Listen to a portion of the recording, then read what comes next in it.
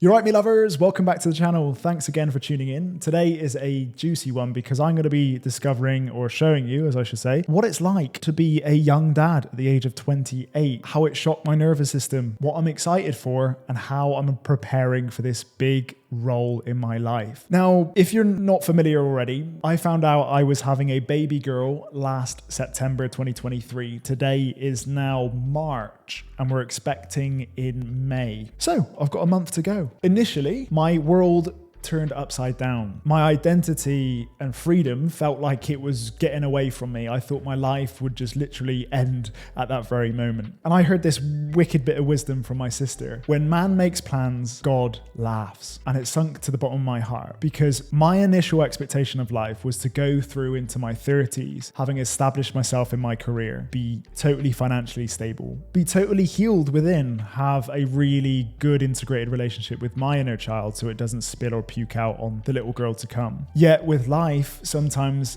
these are the waves and punches you got to roll with. And at the moment in time, I wanted to question my reality. It really felt like grief at that time. It felt like my past self was dead. That knighthood of mine where I wanted to explore the world a little bit more, wanted to maybe experiment a little bit more in my career, wanted my acting dreams to flourish already, wanted maybe more achievement in my life before a little one came along. Because now I realize I've got size 15 boots to fill. And I feel like I'm at size 8. And stereotypically, I'm a guy just like yourself potentially who prides themselves on high standards. I've always been a bit of a perfectionist. I've always been a little bit hard on myself. And especially when now an extra part of responsibility to my plate has been added, I'm like, uh-oh, the biggest thing I fear most is myself. I fear not being the father that my expectations create in my mind. I fear not being a great role model for my daughter. I fear that all my insecurities will spill out onto them and they absorb them. Anyway, back to the story. I remember my wife showing me a pregnancy test and I was like, what? That line? She told me, yeah, that's a positive line. And my denial kicked in, and in grief, we tend to want to reject the reality of which we're faced with. And I took this to the pharmacy. I went, guys, what is that line correct? And they went, yeah, congratulations. And I'm there like, I'm not celebrating, man. I'm not having a fanfare popping up behind me, living me best life yet, because I'm shocked to the bone as to, oh my God, this is actually happening to me. It was a pinch me moment. And at that point, I had to really calibrate myself. I had to breathe into it. I didn't want to say anything that I would later regret. And I didn't want to make Jazz feel uncomfortable because the woman in this situation is feeling super uncomfortable. And at that time, there's a lot more going on for the women in terms of psyche and everything to come as well. I scoured the internet. I went through articles. I was seeing if there was any other men out there who had the same experience of feeling like this is not what they want, feeling regret, guilt, as to being a bit more careful next time, contraception and everything else. And I felt a little bit guilty Googling around just to try and share that common humanity that's out there. And I felt like this mistake is a mistake that's unwindable. You can't turn back time now. The only route that we ever had was abortion, and God forbid we never chose to do so. But there was a big frog in my throat, and it was a call for me to mature. And in hindsight, I think it's one of the greatest things that's ever happened to me, because now it's allowing me to be a stronger masculine man. It's allowed me to now prioritize my life much better. It's allowed me now to stand my worth, especially when clients come around. I'm not accepting peanuts anymore. I'm accepting a wage packet or rate that provides for a family. The consequences are much larger. And I think that drives men to really calibrate to a whole new level and being, rather than floating around in desires and floating around in pleasure fields. So the thought of being a father has brought up a lot of anxiety for me. It's shocked me to the bone, and it's really had me self-reflect and think, am I ready? Reality is no one is ever ready, I think. And this is just life. We can't predict plan because our life will be even more brittle and shaken up. The greatest character trait to train in life is to be grateful for what you've got and tune into every single present moment you possibly can. And I love the two schools of thought of how you can live life. There's the energeal life. I don't know if I've pronounced that correctly because it's a bit of a fancy word. Energeal. Energeal life is about enjoying the journey, enjoying every breath, enjoying the sights in which you see at every step of that journey along the mountain. Your sensory experiences are very rich, and your gratitude for the moment is very dialed in. And then you have the kinetic way of life, which is all about the ends. You're so focused on getting to the top of the mountain, you forget the very moment of which is the journey to get to the top. And in the word kinetic, it simply means it's a charge, a force. It's a coming together of a cause to an effect. And we're focusing on the ends rather than the means. Whereas the energial life is all about the means. It's not really focused on the ends at all. The journey and the satisfaction is siphoned out of the very steps you're taking into manhood. And I think this is the very same thing with fatherhood. And that's how I'm feeling. I'm thinking this is bringing up a whole new richness in my life and a whole new side of me I'm yet to explore. I'm also slightly anxious because I've got a father, I've got a beautiful parents. I think they've been fantastic examples for me. They've been secure parents. They're still together in a pretty happy marriage. My dad has been a beautiful gentleman, an example of hard work, diligence, being a man of the house, breadwinning, a really good example of not letting emotions run awry and really gently sensitive. And I attribute myself to him in many ways.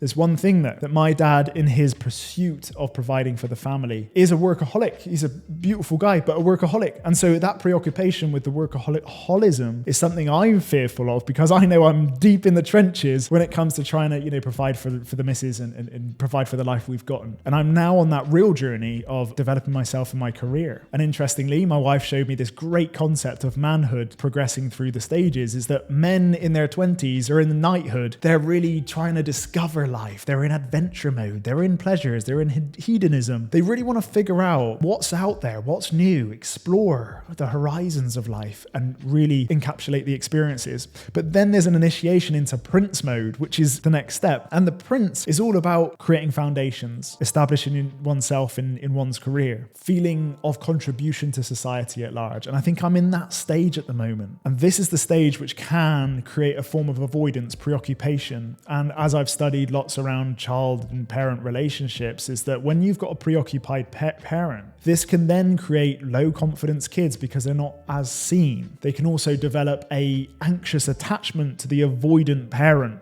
And this is exactly not what I want, especially with a little girl who's more probably predisposed to more anxious attachment, which will hopefully not be the case, because we're going to do our best to help our little baby girl develop a secure attachment in the early stages of life. But that is one of my fears. So I'm now trying to calibrate my life in a way that has balance, that prioritizes the right things. I'm also feeling that father equals God. Interestingly, right? I know there's this big sensitive subject of the Bible being patriarchal or Christianity being patriarchal. There's no religion that's one size fits all the best or better. But we kind of imagine Father, like God, Jesus, to know all, be the miracles, be the answers. And that then only influences my perfectionism. I know baby girl is going to come up to me and go, Dad, what's the answer to this? Dad, who's that man? What do I do?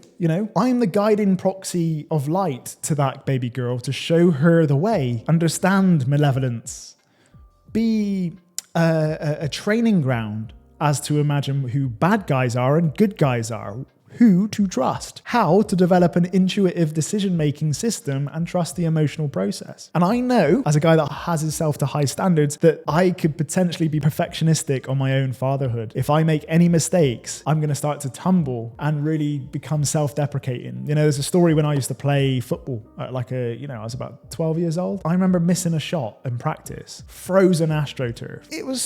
There was nothing wrong with it. It's training. There's no championship. I'm not a UEFA Champions League football player. I'm playing for county. Got and smashed the floor with my fist, completely Z-shaped with my finger, totally bust my finger up. And that was the moment that really showed me that my anger was not integrated, that I have a hard time on myself if I'm not achieving, if I'm not the best player on the pitch, if I'm not the best father that I know.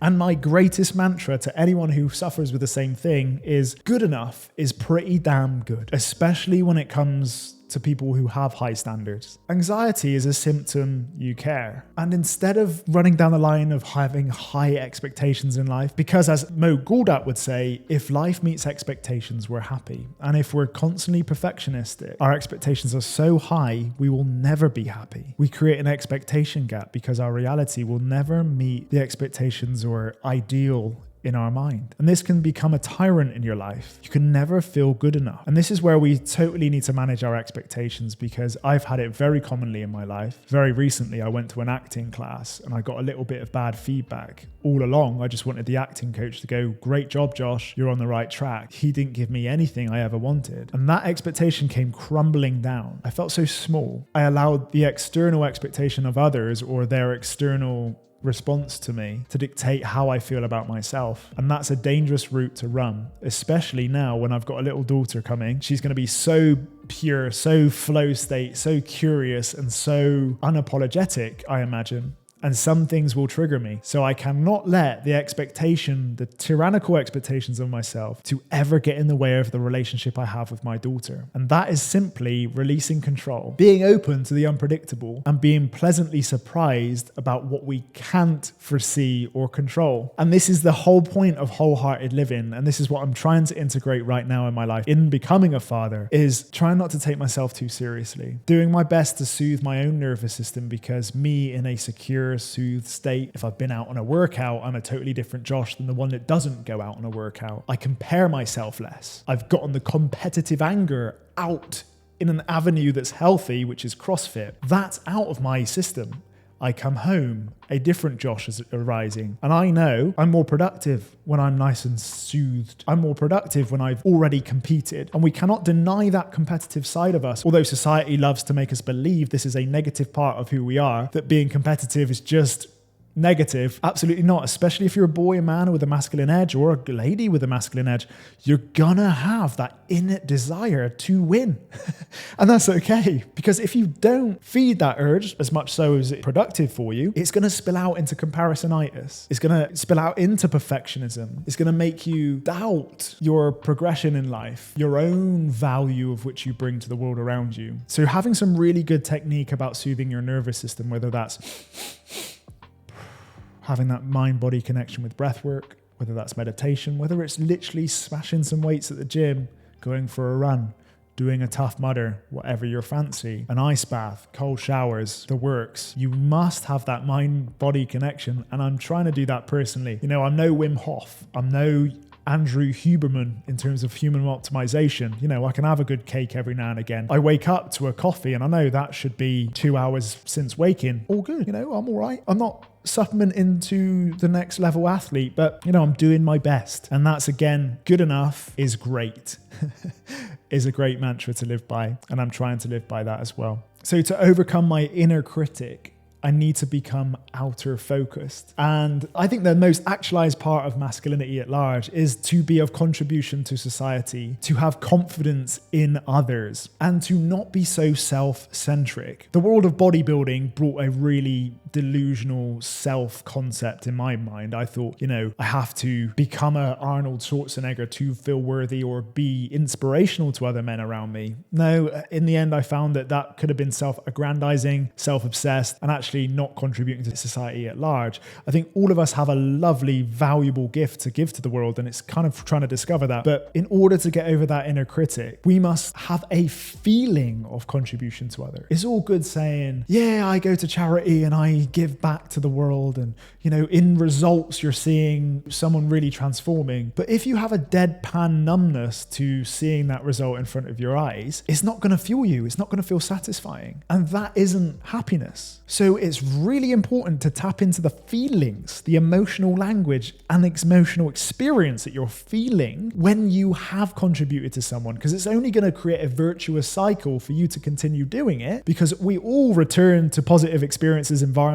shops that make us feel good about ourselves. We bloody love spending time there. It's why I love spending time in the gym, because it's a beautiful community of supportive people who make me feel better before I came in. So the very same thing goes with contribution. We're only going to contribute to others if we genuinely feel more positive than when we did before we did it. It's why it's really important that there's a gratitude journal, and it's something that I need to rework into my life. But sometimes just a simple list of 3 things where I go, I am grateful for my wife. I am grateful that my parents are still alive. I am grateful to have a lovely cup of joe in the morning. And I'm grateful for a roof over my head. As simple as that. You can get as complex as you want, totally up to you. But to really tune into that great gratifying language and positive reaffirmation to just retune yourself into what you already have is a beautiful path redirection. Another thing I'm personally doing to make myself ready to become that father I've always wanted to be is edging. And I've created this idea that we have a home. This is where we feel soothed, secure, and we're regenerating. It's the place where you're not in fight, flight, or freeze mode. It's the place where you're not needing to pretend. It's the place where you can be super authentic and simply yourself. Then we have the away. This is where you've pushed yourself probably a bit too far. You've smashed your comfort zone so much so that it doesn't feel safe anymore to be you. For example, myself, I had a lot of social anxiety. I then became a butler in the buff, and I was the center of attention trying to help parties with charisma. And it was the scariest thing I could have ever done, because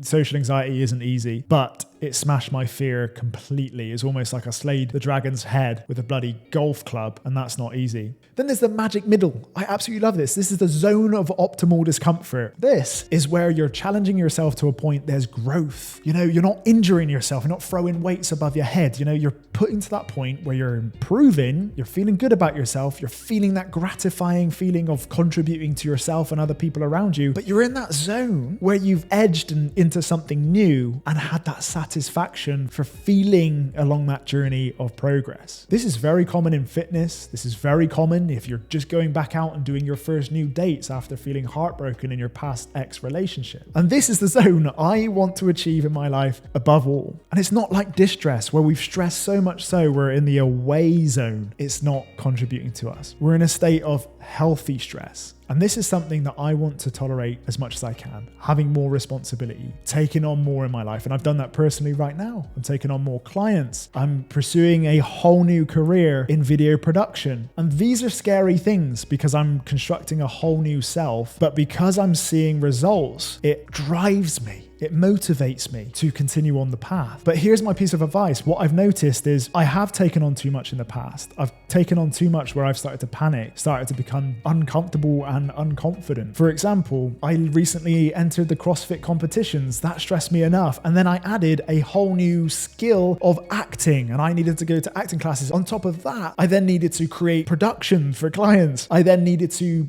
be a present husband for my pregnant wife. You know, cook, clean, the works. I had way too much on my plate. And I love to use the scale of 10. The question you need to ask yourself is, what number would I be at if I added something else to my plate? I recommend if you're between 1 and 7, you have capacity of that extra 3 points to potentially add something new to your plate. So really ask yourself those questions, hone in to what, if I add this new responsibility or new activity, habit, whatever it is, to my plate, how many points would this add? I believe you'd be in a away zone if you're in 8 to 10. You do not want to be in that zone. I think if you overstress yourself, you abandon yourself. So you train a relationship that you can't trust yourself. And also you're probably becoming a drain on everybody around you. You're not being of contribution or service because you may become a burden. You're bringing anxiety to everybody you come around in your day-to-day. And you may then start to become codependent on those around you to lift you up. Ideally, we do all we can to help ourselves, and we, as social creatures, we need the support of others, I agree. But if it's a self-martyr or a self-sacrificing prophecy that you've gotten to get yourself into a really crippling, stressful situation of 10 out of 10, it's time to strip back your life and teeter back to sort of the sweet spot of 7 to 8 out of 10. And that's how I felt it. I've now taken away acting because I've got so much going on, and I feel at that optimal zone again. Makes me feel that I'm becoming integrated with that father who is going to be responsible for helping his daughter through new challenges in life, encouraging her to be her best self, encouraging her to add more to her plate and more responsibility to discover who she truly is. And for me to be acquainted with that and know the sweet spot, I can hopefully guide her along the way. Another thing I'm doing to prepare to be a father is put my wife first. Now, contrary to popular belief, people think you need to put your child as your first priority. I totally disagree. I think my wife needs to be my core priority. She is my safe space. She is my reassuring partner, my charger. Just as we explored the home, away, and the magic middle, she helps me into that zone of optimal discomfort, because when I've been through some challenges, I then have that chance to come home, get some reassurance, get some love, get a hug, whatever it is I need and my inner child needs, to soothe my nervous system, to go back out again, provide breadwin, challenge myself, and protect the tribe. She is my most important source of regeneration and also the most important figure in our family of origin. Without a secure mother, without someone who feels not in hypervigilance, not in fight, flight, freeze responses, who feels supported, cared for, that mother who is highly responsible within the sort of first 18 months of child development, she will have breastfeeding, she will be bonding, she will be responding, being empathetic to every cry, every signal the baby's giving to need attention and soothing. And so if my wife doesn't have her own soothed nervous system, she could end up resenting the child for not having her own needs met. Me, as the husband, who is not going to be going through breastfeeding, the really sleepless nights, will take it upon myself to support my wife in every possible way. To do that practically, I've been hearing, even in the labor room, which I'm bloody dreading,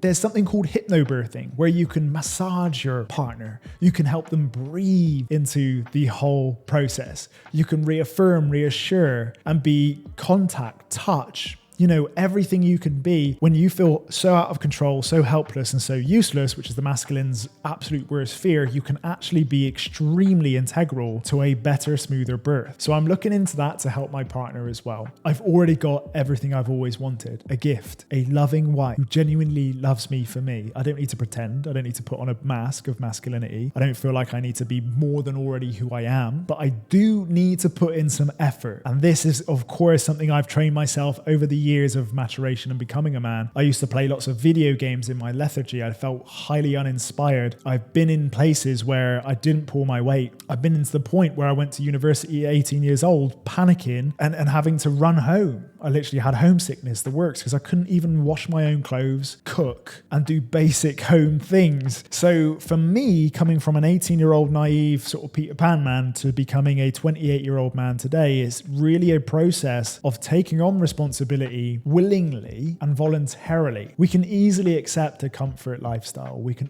all accept convenience if we really wanted to, especially with all the pressures and the easy temptations that our world is surrounded by. Porn, junk food, the entertainment industry, video gaming, AI reality. We can totally escape what we feel is responsibility in a human space. And I think that training is very important, and it helps you become a man. And I think that's what I'm becoming as we speak. There is no pretending. There is no place for pretending anymore, because my daughter will infiltrate the truth. She will infiltrate me. She'll be curious. She'll need me. And just as much as my wife needs me too. My first stage of maturation was actually meeting my wife and committing and marrying her within the first 10 months. I knew she was the one that my soul has been waiting for all my life, and instantly knew, do not fuck this up, Josh. God only comes into your life a couple of times in your entire life. So do not mess that up. And the little one is also another invitation to accept God's invitation to ignite a new part of who you are. So I think this whole initiation to become a father can be broken up into 4 stages. Initially, there's initiation. There's this shock factor, the awareness that your life has turned upside down. Something has cataclysmically, poof, like the Big Bang, something has happened in your life that's calling for a better version of yourself. This can shock the shit out of us because it's a reality we don't know. It's the total unknown. Unknown factors is what initiates anxiety. It's like a new home, a new relationship, a new job. These are the biggest 3 stressors that create depression and anxiety in themselves. So a new child is exactly the same thing. Feel okay with that. That's a very normal human response. But it's how we respond to that stress is which will take you to stage 2. Stage 2 could create a plateau, depression, lethargy, a feeling of grief about how life has forked. Holy fork. Yes, this is maybe at this point what you're thinking, and I thought it too. This is the moment where we have to ritualize that past self going. My favorite mechanism for doing so is journaling, writing down.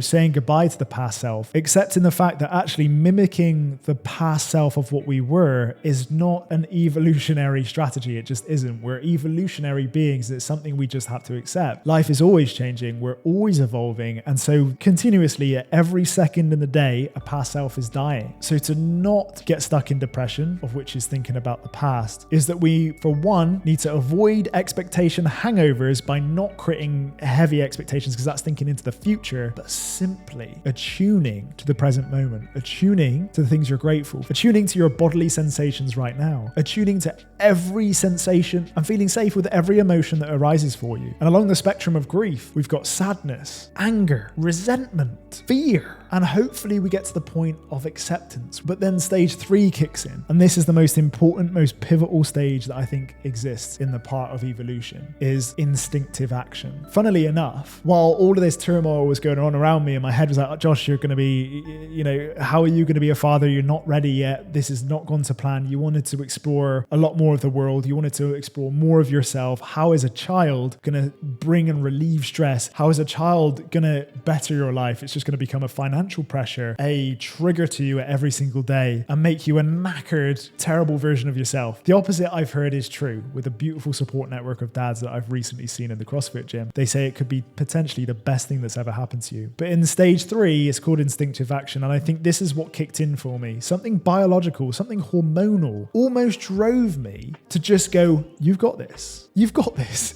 And instantly, some kind of gear or rocket up my ass, as my dad told me. A kid will put a rocket up your ass. I can tell you what, that rocket is on nitrogen fuel, because I've never felt so driven in my life. I've never felt so go-getting in my life, so decisive. In fact, I've actually valued my time even more. I've taken on new hobbies. I've got into Muay Thai, boxing. I've wanted to fight. I wanted to become like a physically capable father. I wanted to become a financially capable father, of which is where I'm go-getting. I'm hunter-gathering for great aligned clients in my life. And a new video will be posted in the future about how I've hit 6 figures. And that's something that's a quantum leap to where I was a few years ago. So something happens. The universe is looking out for you. I think it really calls for that next self. Your affirmative action, your instinctive action is what then makes you really calibrate that, I can do this. This is actually one of the most fulfilling natural roles that we as men have to fulfill. I've had my chapter as a kid. I've had my knighthood. I've had plenty of great experiences in my life. Now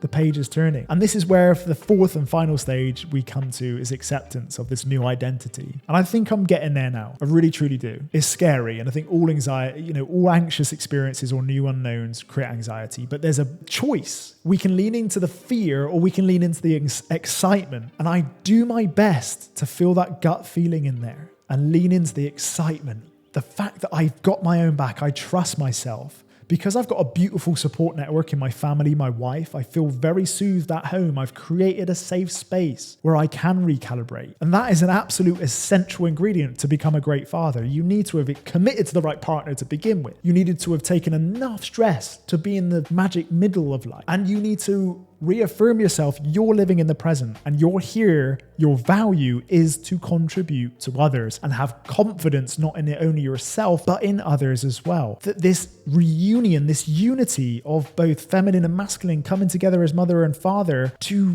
be in a project to raise a little one that's gonna be contributing as more value than I have. I hope she'll be even better than I've been. And I'm not gonna put that pressure on her, but I'm here. My responsibility is to raise my child better than my parents raised me. And that virtuous cycle continues. This is how we heal generational wounds. My parents is a bloody hard thing to do because my parents were pretty stellar, and that's the standard that I'm living by. And at that stage 4 point of acceptance, that fear leaves the nervous system. We become tolerant. We become more comfortable with our newer reality. We feel safe with everything that's going on around us. And I highly recommend TFP, tapping into your pressure points to bring yourself back to the present moment, affirming yourself. I am enough. I am a great father. I've got everything it takes. I love who I am. Anything, go for it. Breath work, get into your gut. Your gut is the greatest emotional navigation core that you'll ever need, whether it be preserving, protecting your loved ones, making decisions on the new client, feeling aligned as to whether this path is for you so you can be highly activated as a father, and pursue physical, emotional, and intellectual excellence. And I mean that by learning, be hungry to learn more. You don't need to be Einstein or Shakespeare. Hungry to learn more. Read books. Push your boundaries. Get tribal. Fight. And don't be scared of your anger, because anger is going to be a great utility you'll need to stand up for your family when they most need it, to help your daughter or son through bullies, help equip them for that. And then emotionally, be the emotional safe space. That's the most important one of all, to really help your kid feel like they can depend on a safe home, to feel safe around dad's emotions. And you can only feel safe with knowing your own emotional journey and not shaming it within yourself. Because if you hold shame, you're just going to puke up and feel insecure on your kid, because kids just, trigger us all so much because they are in such flow state. They're in such pure, blissful streamline of consciousness that we as adults tend to just numb, compartmentalize, and hate about ourselves, when in fact, it's a very human thing. Now, what am I looking forward to? This is a great section because we can all look at every part of us that needs more work. But what I'm really trying to lean into is what I can practically do to really prepare. And that's play. I think the first one is to be goofy. I think becoming a father needs maturity, but at the same time, I need to keep wholehearted. I need to stay in tune with my humorous side. I watch some rom-coms or goof around, do a bit of acting in the mirror, do something that doesn't require money, something that's creatively expansive. These parts of me really ignite that playful side of me, because dad is really responsible for play, socialization, and really, again, making children feel safe. And at that point, you need to be the person where everyone feels like they can recalibrate their nervous systems. Laughing is one of the most healing elements to feel calmer. And if your girl or son can't laugh around you, they're always uptight and tense, they're in a hypervigilant state, freezing, fighting, flighting, they're not going to want to return to dad because it's a scary position, or they're going to just adopt a pleasing mentality or persona of which you're then numbing out their true self. And that's a really dangerous position to be, because your child will just fake to you to gain your approval. And that may make you feel in control, but the most liberating thing you can do is feel out of control and okay with it, because emotions and play are totally out of control, so unpredictable. And the most safe we can feel with unpredictability is the greater capacity we can be as fathers. And that's what I'm trying to do. I think I'm already naturally quite good at it, but I think recently I've become a little bit serious, become a bit hard on myself, pretty depressive at times. So I've got to be careful to not allow that to become resent and contempt to the little one to come, because they are my priority now. I think also I'm looking forward to the maternal part of me being activated. Now, I'm quite an emotional person, and I quite like the feeling, although this sounds negative, like this being a savior or a hero or helpful to people. It's the idea that they need me and I'm needed. And this happened to me when, we had Angel, a beautiful Bali dog that we rescued from the street, who was deeply traumatized, but she was a beautiful dog, very core in my heart. And I loved playing with dogs. I couldn't love it more. Felt this kind of deep connection. I think that will definitely happen, and I'll be very caring, and I can't wait for that side to be activated even more, especially with us humans without fur. Of course, as we've already explored, this will bring more meaning to my life and a challenge, a healthy challenge, hopefully into that magic middle zone that I'm craving. It's going to give me a reason to stay alive, and I mean it. I think a lot of men want to take their own lives. They don't feel like they're needed or useful. I think when you're responsible for somebody else, especially that close, intimate relationship, it becomes a selfish act to take your own life. And it will give you another reason to fight another day. Releasing control is a beautiful human mechanism, and it's going to be nice to release a lot more control and lean into unpredictable, because I can't wait for that to come. And ultimately heal further. It's nice to have a mystery in who you are. We don't know who we are completely. We never will. And that's something we need to accept. We will never have the answers to the universe. We don't have the answers to ourselves. It's being okay with the unknown and the unknowing. I feel like we love to label and compartmentalize with science. We like to over-explain things with literature. We like to need a concept or theory to explain things when some things are simply unexplainable. And this is spirituality at the core. It's the idea that there's energy around us, whether you want to believe it or not, and a grander plan that we can't see, and something out there looking out for us. And I believe we've been coaxed to believe about ourselves that we're less special than we think, that we're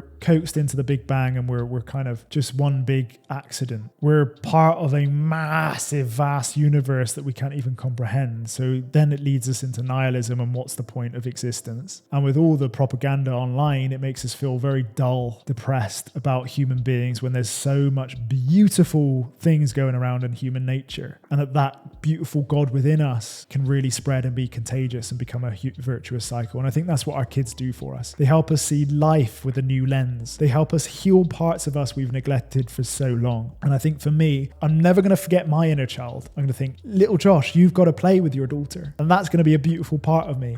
integrating that little part of me and keeping doing the work. I'm never going to be complete, and I'm still, of course, maturing. And as my wife showed me these stages of development, we've got prince to king to then elder, and I've still got the king phase and the elder phase to come. And the king phase is all about sitting on your opinions and being the wise one to share the way. And then the elder is all about having done your deed, feeling really proud of your life, feeling grateful of what you've achieved, and laying the fuck back and enjoying your retirement. And that's where I want to be. As a 28-year-old man, I kind of see ahead.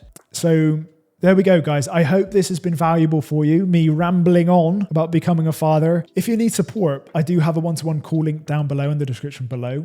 That's something I'm offering currently. But for now, this is the channel. I'd love to see you hang out. Comment below what you think, if you're a father or a mother of the past, and what your experience is. And again, any questions you've got, like I hopefully can share a little bit of wisdom, practical tips, what I've integrated into my life, and I'll share with you. So if you like this sit down talk, do like, subscribe, share with a mate, pop on notification bell. And again, if you like this video, I'm sure you're going to like this one. Oh, and that one.